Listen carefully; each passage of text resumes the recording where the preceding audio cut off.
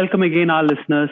Thank you for lending us those beautiful years. My name is Nabras Mohammed, and I'll be your host for this podcast. I head the Asia Pacific Business Development function for Whatfix. I've been with Whatfix for the last 2.5 years now. I've been fortunate enough to be part of this amazing growth Whatfix has had over the last few years. To learn more about Whatfix or digital adoption industry, please connect with me on LinkedIn or just follow Whatfix. So today we have a really interesting topic. We are going to discuss how can change management transform your perspective on hybrid work culture. Right? We have a guest who has been in the HR function and who has also seen how the entire function has evolved over the last 2 decades. She has grown through the HR ranks to head the HRBP of change management and organizational development at Globe Telecom today. Please welcome Avery Banta. Hey, Nabras. It's nice to be with you again. Hey, everyone. Hope you are all doing well. You're safe wherever you are. Hey, Avery, for our listeners, could you please introduce yourself? Well, very quickly, I work for a company named Globe. We are based in Manila. I've been with the company for 13 years plus, so my longest work relationship. It's practically half of my entire career. And I spent, I would say, maybe a good 10 years on L&D. And to this day, it remains to be one area that is very close to my heart. The other half of my life, I spent mostly on HR transformation work, focusing on people and organization. My company used to be just telco. Today, we are telco and more. So we have fintech, we have health, we have education, we have media. We have all sorts of adjacent businesses to move the telco space forward. Amazing. I think my first question is also on the similar lines. You have spent 13 years in Globe Telecom, Avery, and you have seen the entire revolution in the telecom sector. So can you tell us how the L&D team plays an important role in an organization like yours? Well, I always believe that L&D is a game changer, not just for Globe, but for any organization. For a company like ours, where we always try to be ahead of the curve, we focus on skilling our employees, our talent base for the present and for the future. So year on year, we have a moving target. 2021, 2022, we are kind of done with networks. So we said, let's take a look at our IT people this time. And this time, not just IT people, but everybody else who needs IT. So it's a game changer because every company, every business would have its own strategy. And depending on the strategy, L&D must be an enabler of the people in terms of how do we even get to that vision and aspiration. I remember one of your articles, not sure where I read that, you spoke about the importance of resilience in today's work culture. Can you tell us more about it? How do you cope up with these changes, Avery? We're all dealing with a lot of changes in our lives, especially for the past 3 years of the pandemic. Yep. I was just telling one of my colleagues earlier, now that we are hybrid, we are work from home and work from office. It's a new set of adjustment altogether because many of us are creatures of habit. We get used to a certain environment, a certain way of doing things, and a certain set of behaviors. Mm-hmm. For one, I would say when the pandemic hit, it wasn't hard for me to get used to working from home because I easily formed my own habits and in just maybe a week or 2, I was already acclimatized to working from home. Mm-hmm. And then we know that in the course of 3 years, it's a back and forth, right? Meaning when the cases go down, you go back to the office. When the cases go up again, you go back home. So it's a constant adjustment. Okay? Mm-hmm. This time around, because while cases are going up again, I think we know and we see that even if people are getting sick, we can still work in the office. So now the adjustment is really how do you make it work? Because now when you are at home, you just feel like talking with your family or just doing a desk job because you don't want to see people in Zoom anymore. So it's a totally new set of adjustment. Okay? Yep. So I think people in general, we are resilient because we form our own habits. But before we even get over the hump, We have to go through our own journey of adjusting, finding our groove again, and feeling at home or at ease with that new way of working. Yeah, like you mentioned, you've been in the L&D function, you've been in the change management function. So what do you think should people in similar role focus on considering the hybrid work culture now? What do you think should be their primary focus? Changing the mindset should be first and foremost the concern and the priority of people who are managing change, because even if you give all the skills, even if you train people, you give them the tools, the right system, any change management effort should really focus on changing the mindset. It is as simple as, let's say, LMD. In the beginning, we were all used to classroom training, right? We all wanted to be there physically. Any change should always start with changing the mindset. Yeah, changing the mindset. I mean, when I think about it, it sounds like a very easy thing, but it's a very hard process to do in a large organization like Globe Telecom for sure, right? Because you're looking at thousands of employees and them all going remotely after a pandemic. It must be a daunting task for you. Can you please tell us more about it? Well, you are right. It is a very daunting task, and there's also no secret sauce to change management. Yeah. But you know what we see is what we find to be very useful and to be very helpful when we manage change. We find out what are your concerns about digital classroom training, or what are your concerns about going back to the office? What are your concerns about using this new platform? Because it's never going to be a templated approach, right? You don't have templates, you don't have like a playbook in terms of how to manage people's hearts and emotions as they go through change. You really just have to take the time, talk with them. They're not comfortable going to the office because there are other people there. It is only when you talk with them, you find out what their concerns are. Can you be, I would say, more guaranteed to manage the change and manage it peacefully, manage it peacefully, get them through the hump with them actually accepting the changes that you're trying to give them. Absolutely. Can you tell us any moment in your life where you had such challenges while trying to implement a change within our organization? Any recent example that you can think of? A lot of times it is when we need to do org changes. And when I say org changes, these are structural changes, reporting lines, or when we move them to new roles, when we move them to new leaders.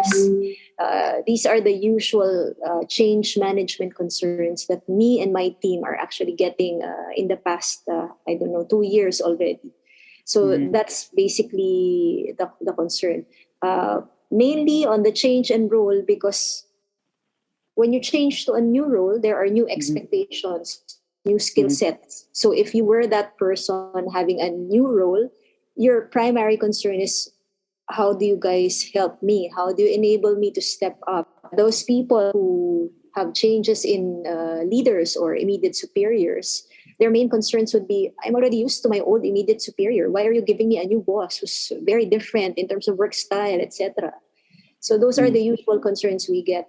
On the learning side, not much actually. People are always happy with training, whether it's classroom or learning. Of course, they're happier if it's classroom because it comes with free snacks and free lunch. We have to change manage. When we shifted to virtual classes, there is no more free food. So yeah, I mean, that's a very interesting point. When you're dealing with these organizations change, structural changes, people are going to a different role, different things. And I mean, I can relate to one of the things that you mentioned during your Forbes interview. You were talking about how important it is to have your leaders check in with your employees on a regular basis, right? To see how they are doing, if they are facing any challenges. So, I mean, is it actually possible during a hybrid system, or how difficult is it during a hybrid working environment? Well, it is easy and difficult at the same time. Easy and difficult because now it's virtual. If you're not comfortable looking at the person eye to eye, you can just look at any part of your screen, right? And still the person won't think that you're not looking at. It is difficult because there's a first few seconds of awkward silence. You don't know what to say first. You don't know how to open the discussion because unlike when you were still in the office, the check-ins, the one-on-one dialogues with your direct reports, they're like scheduled on a maybe bi-weekly or weekly basis, right? And you always have something to talk about. In the virtual setup, it gets to be a little challenging because it's also, I would say, you cannot jump straight into work, right? You kind of have to check, are you okay? How are you so far with the pandemic? Is your family doing well? Do you need any help? And I think that scenario was played out quite a lot at the start of the pandemic. Because at the start of the pandemic, people had their own struggles, right? It's not like I can go in a Zoom with you and I can just ask you about work. And I'm asking about work and your entire family is actually down with COVID. So it's a little off. So it's easy and hard, but the good thing about it is, especially for our company and here in the Philippines, we always say here that people here are very sociable. They like talking, they like interacting, they like gatherings. And that's why when we had to shift to work from home, we had to find ways to recreate those moments of togetherness virtually. Because people like to be together, they're friends. In fact, people will stay in a company because their friends are here. They don't want to move because they don't have friends there. So even more, right? In the Philippines, there are some cases where your boss is your friend. So the way you do your check-in, you cannot really go straight and say, hey, Nabras, how's your work so far? Did you deliver this? Did you deliver that? We're going to have to do a little bit of small talk. I'm going to have to say, hey, we haven't talked for 2 months. What happened to you? Have you been going into another habit or another hobby or something? So it's always you always start it off with like a building rapport type of small talk, so that the person doesn't also think, look at my boss. The only thing he can talk with me is work. Doesn't even check. Am I still mentally sane? Am I still mentally okay? Am I not having a difficult time with COVID and everything else? Now that it's hybrid, the good thing is, like today, I have to tell you this. Every week, I have a one-on-one with each of my direct reports. It's only for 15 minutes, Nabras. And that 15 minutes is either I have something to tell them or they have something to tell me. Okay? And it's already set in my calendar so that I don't forget and I make time for it. All my one-on-ones that are supposed to be physical, face-to-face, will be via Zoom. So I had to message them early morning and tell them, hey guys, I'm not coming to the office today. Is there something urgent we need to do one-on-one? Or would you like to do it tomorrow face-to-face? And you know what? They all like face-to-face now because they're getting used to face-to-face again. So they said, cancel all the one-on-ones today. Let's just see each other tomorrow. Yeah, that's great. The point that you mentioned about where you build rapport with the employee, your teammates, ask them questions, how they're doing and everything. I think it is also very important that these leaders being genuinely empathetic to your employees also, the teammates that you're working also, right? That makes a lot of difference. And it is very important that they feel that level of comfort with the team that they're working with, who they believe that they are there to support them whenever in need. Let's move to the final portion of our podcast now, which is our fan favorite, the rapid fire round. Are you all ready for it? Go right ahead. Super. So the first question, Avery, where do you spend most of your time post-work to know? Well, I read a lot. I watch a lot when I have time. I have to keep my mind active. So it's mostly reading and watching Netflix. Oh, okay. Now I have a follow-up question for that. Can you tell me any 2-3 books for our listeners to read? Maybe a must read for a L&D or cheerleader. The one I read recently is Ikigai. Great. Super. Any recent activity in your life which has changed your perspective on the world? Well, like everybody else, I guess the pandemic, because the pandemic made me realize that I want to work from home forever. So unlike you, Nabras, I am one of those people who actually like working from home.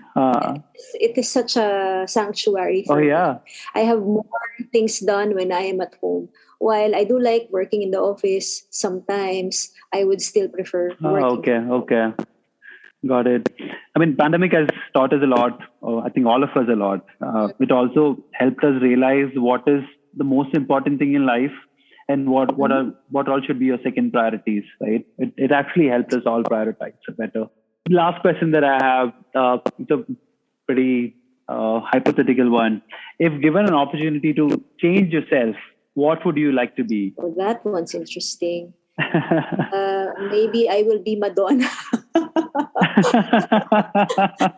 Seriously, I don't want to change anything because I'm happy with what I have and who I am.